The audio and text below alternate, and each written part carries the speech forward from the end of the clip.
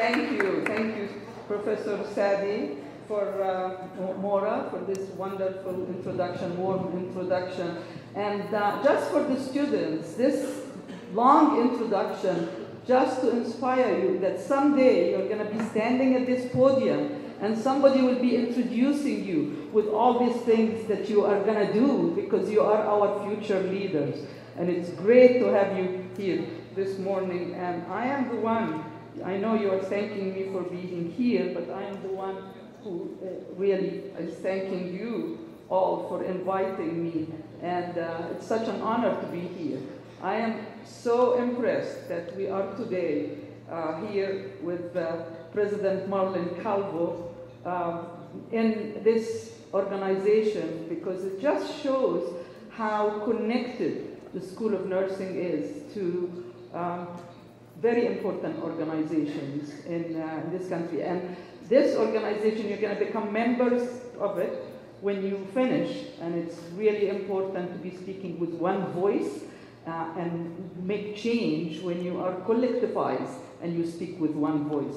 So this is the symbol of what the future is going to be like. So I'm absolutely thrilled to be here. And of course, I thank Director Hediya Morello, for inviting me. It takes a lot of work to bring somebody from another country. Lots of emails, lots of letters, lots of organizations. So I thank you and your school for the work you have done. And I loved what you said, Agnes Gutierrez, for your commitment to nursing and for being here and for the warm message you have given the students.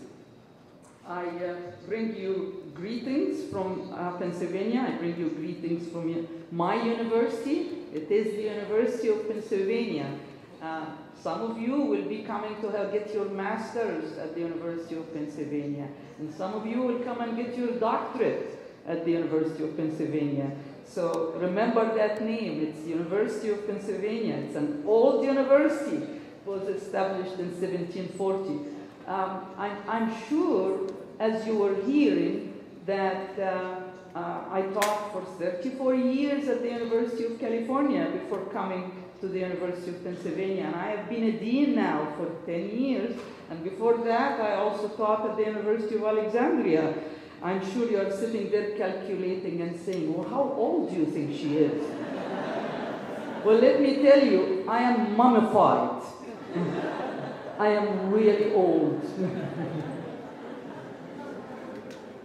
I also bring you greetings from my School of Nursing, which is 125 years old. We're going to be celebrating 125 years of nursing at the University of Pennsylvania this coming fall. We started as a diploma School of Nursing and moved on to bachelor degree, master's, and PhD. Now, let's see, I was going to say something. All right, now I was asked to speak about professional identity and nursing leadership.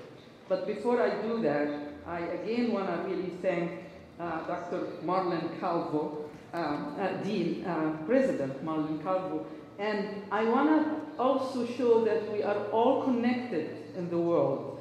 We are as nurses.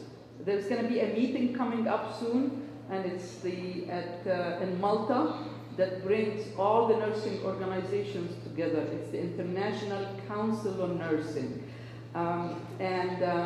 We hope we're going to be speaking with one voice internationally.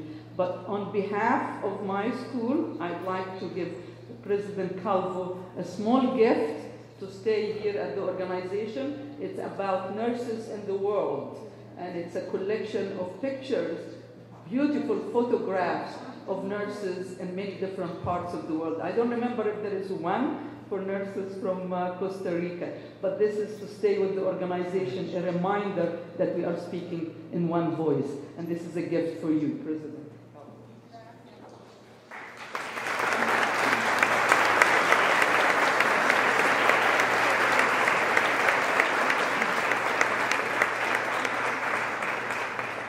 That's the leadership. Here is, I'm going to speak about leadership, but here is a leader, and there is the leadership that's going to be meeting in Malta. All right, so I was asked to speak about professional identity and nursing leadership. So here are some goals for my presentation. I want to identify some of the major breakthroughs in nursing knowledge, and I will discuss how leadership happens through a coherent theoretical framework, and I will describe then my own journey in leadership and in developing theoretical nursing. So first, I want to share with you some of the major breakthroughs in nursing knowledge and policy changes that have happened, which the policy changes that happened in the world related to healthcare and related to nursing happened because of knowledge, because of evidence that was developed. And you are part of that movement toward increasing, enhancing knowledge. So I'll start with that. So first of all, some of the breakthroughs. We now have some shared language and some shared concepts that we speak about. Nursing is no longer the smiling nurse, the kind. There are things that we do, and we have words to express that. And those words that express what we do are shared internationally. Here are some things. We talk about self-care. We talk about balance and stability. That's what nursing tries to do, whether we are in an intensive care unit or we are in a pediatric unit. We talk about person-centered care. We understand each other's language internationally, even though we might be speaking Spanish, Portuguese, Arabic, or English, but we talk about patient-centered care. I'm going to speak a lot about transitions today and how the transitions become a shared concept in the world. Stress, healthy environment, from way back with Florence Nightingale when she said nursing is about maintaining a healthy environment.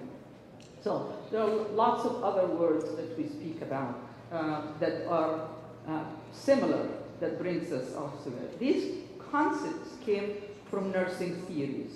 So hopefully you have been studying nursing theories, and hopefully you understand that you are going to be developing theories. You are developing coherent framework from your observation. You first have to think of yourself as agents of knowledge. You have to identify with that and have that identity. You're not only providing care, but you are uncovering some of the major themes and speaking about them and putting them in the literature so we can study them. So shared language is definitely a breakthrough that has helped us. Then there are also focused programs of research that have been very important. Examples from my own institution. We have a Center for Biobehavioral Research, in which we study sleep, ingestion, mobility, movement, ability to breathe.